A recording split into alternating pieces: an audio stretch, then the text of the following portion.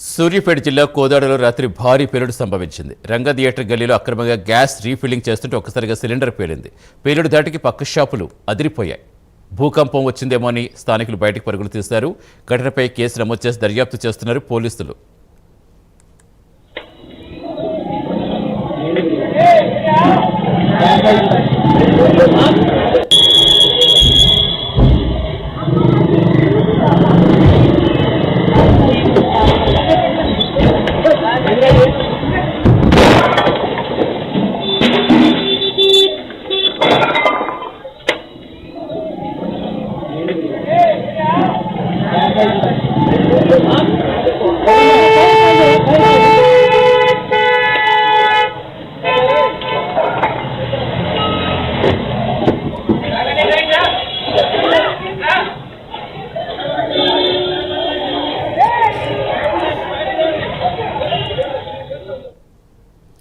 సూర్యాపేట జిల్లా కోదాడలో రాత్రి భారీ పేలుడు సంభవించింది.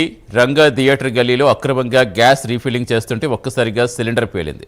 పేలుడు ధాటికి పక్క షాపులు అదిరిపోయాయి. భూకంపం వచ్చిందో మరి స్థానికులు బయటకు పరుగులు తీశారు. ఘటనపై కేసు నమోదు చేసి దర్యాప్తు చేస్తున్నారు పోలీసులు.